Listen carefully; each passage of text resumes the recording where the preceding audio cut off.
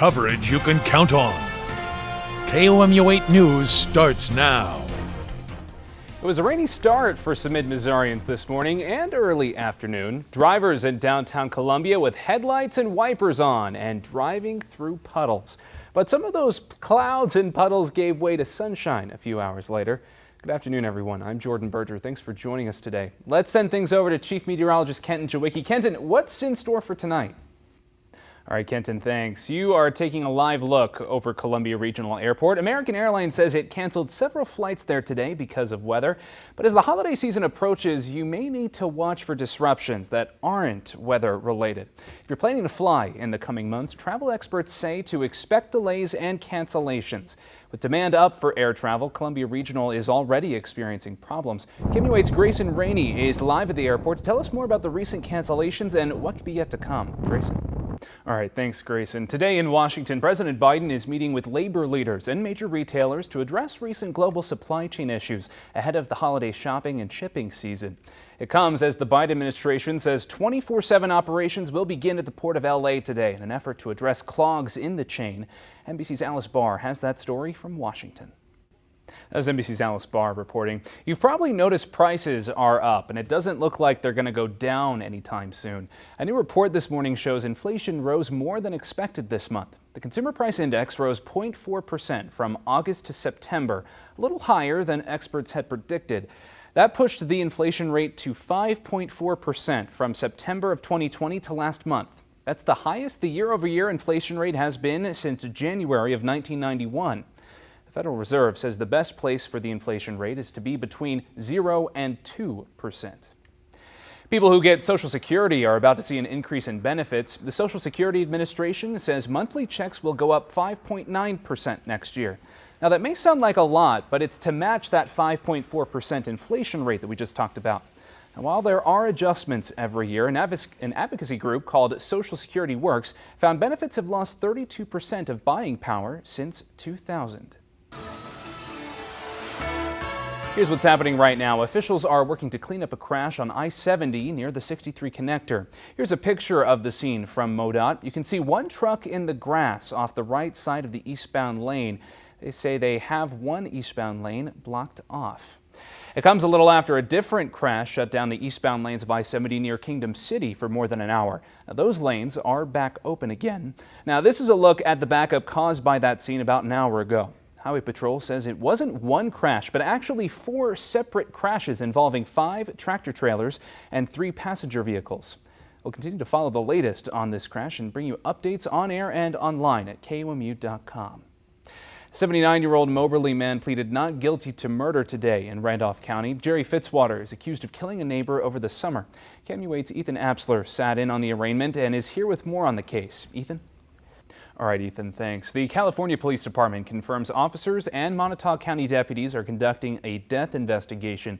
This morning, officers were investigating in the 300 block of Southeast Street. They did not release information on what type of death investigation the department's conducting. But the county sheriff says the situation is under control and there is no current danger to the community. For healthcare workers, compassion fatigue is real. Ahead for us, how those healthcare workers are dealing with the emotional toll of COVID-19, and today's A Brighter Tomorrow. Plus, another dangerous night of weather in Oklahoma. Compassion fatigue, it is a reality. It's considered extremely concerning among healthcare workers. It shows itself through the stress that healthcare providers have experienced throughout the pandemic. It's even caused a shortage of nearly 900 nurses at BJC Healthcare in St. Louis. In this installment of A Brighter Tomorrow, KOMU 8's Sarah Moyer shows us how compassion fatigue has affected healthcare workers right here in mid-Missouri. And for those struggling with compassion fatigue, you can find self-care tips and other resources on our website, KOMU.com. Scroll over the KOMU 8 Cares tab and click on A Brighter Tomorrow. Up next, it happened today, a one-day mission to boldly go where no 90-year-old man has gone before. Welcome back, everybody. An Oklahoma airport suffered some significant damage after severe storms last night. The National Weather Service confirmed at least 2 tornadoes touched down in Oklahoma. Strong winds from those storms caused damage to multiple hangars at the Clinton Airport. National Weather Service officials say they are evaluating the strength of those tornadoes. Officials say there are no reported injuries. All right, Kenton, thanks. Star Trek actor William Shatner, also known as Captain Kirk, becomes the oldest person to travel into space. At 90 years old, Shatner joined 3 other crew members in the second launch of Jeff Bezos' space travel company, Blue Origin. 2 of the 4 crew members were paying customers. Shatner flew as a guest. After landing and exiting the space capsule, Shatner shared more of his trip. This air, which is keeping us alive, is thinner than your skin. It's a sliver. It's immeasurably small when you think in terms of the universe. The previous record holder for the oldest person to travel into space was 82 years old, Wally Funk, who flew on the first Blue Origin flight back in July. The FDA is trying to take some spice out of your life. New dietary guidelines when we come back. Welcome back, everybody. Boeing will require all of its employees to be vaccinated for COVID-19. The airplane maker says its employees have until December 8th to show proof of vaccination. Workers can apply for exemption due to disability or religious beliefs. This is in accordance with President Biden's executive order that requires the vaccine for federal contractors. The Food and Drug Administration is aiming to cut salt from Americans' food. The FDA is asking restaurants and food manufacturers to reduce salt in their products. Dietary guidelines recommend that adults eat no more than 2,300 milligrams of sodium per day, but the average American consumes about 3,400 milligrams. The FDA says it hopes to reduce Americans' sodium intake by 12%. We'll have one more check of your forecast when we come back right after this.